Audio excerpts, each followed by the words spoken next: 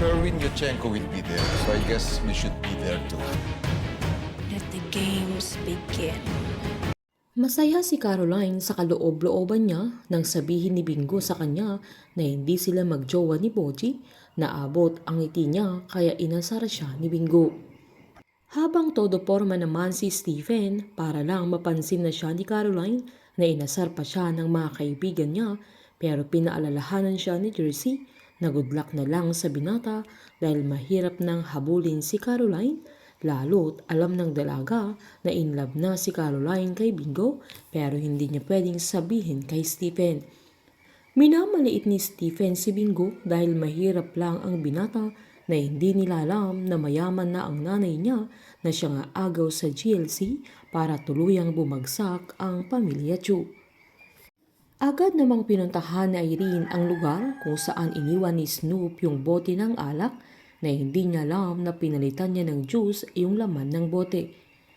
Nang makita niya sa loob ng box ay masaya ito pero sinabi niyang hindi pa niya iinumin na idadagdag lang niya sa stocks niya para pag na-confirm niya na negative na siya ay madami na siyang iinumin na hindi niya alam na nagtatago si Snoop sa may bintana kaya nalaman niyang delay talaga si Irene na mas malaki ang posibilidad na buntis siya dahil sa nangyari sa dalaga. Kinagabihan naman habang kasama ni Snoop ang mga kaibigan niya ay tahimik ito dahil sa narinig niyang sinabi ni Irene habang nag-iisip na sila Tara kung sinong ilalaban nilang Miss at Mr. Binondo.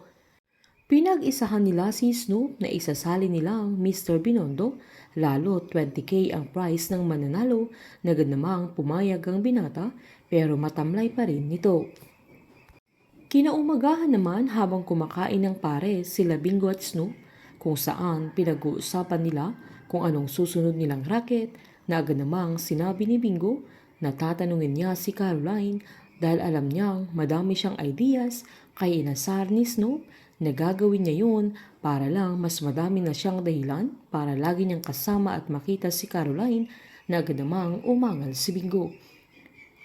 Giniit naman ni Snoop na wag nang magpalusot si Bingo dahil kilalang kilala niya ang kaibigan niya at alam niya ang galaw ng bitukan niya na halatang halata na may gusto si Bingo kay Caroline na agad namang sinabi ni Bingo na nag-iisip lang siya ng pagkakakitaan nila pero kahit anong gawin niya ay hindi siya pinapaniwala ni Snoop.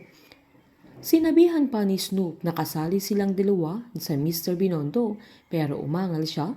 Pero sinad naman ni Snoop na 20k ang grand prize niya dahil sayang kung hindi sila sasali dahil pwede silang manalo. Naga namang tinanong ni Bingo kung kailan ito magaganap. Habang sa pag-uwi ni Caroline sa bahay nila ay saktong nasa sala sila Wilson at Cindy na agad siyang sinalubong ng papa niya at binati niya ang dalaga dahil natapos niya ang training niya na na-impress silang lahat sa kanya. Sabay mangangako pa sana ang papa niya pero binara ni Caroline at sinabi niyang hindi na siya maniniwala sa mga pangako at nanindigan ng dalaga na lagi niyang ipapaalala sa pamilya nila ang kanyang mama na kinainis ni Cindy kaya agad siyang tumayo at sinabihan niya ang dalaga na kung ayaw niyang bumalik sa kumpanya nila dahil sa mga tantrums niya ay hindi niya kailangang bumalik na hindi alam ni Caroline na sinabi na ni Wilson kay Cindy na siya ang iniisip niyang papalit sa kanya bilang CEO ng GLC kaya gagawin lahat ni Cindy para lang hindi makabalik si Caroline sa GLC lalo't gusto niyang isa sa mga anak niya ang magiging mukha ng kanilang kumpanya. Giniit naman ni Wilson kay Caroline na magtatrabaho na ulit siya sa kumpanya nila at pag-uusapan nila ang tungkol sa project niya na gusto niyang gawin na mas kinainis na naman ni Cindy. Painit ng painit ang mga tagpo, sabay-sabay po nating subaybayan ang advance episode ng Can't Buy Me Love dito po sa aking channel.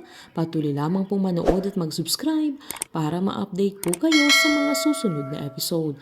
Marami pong salamat.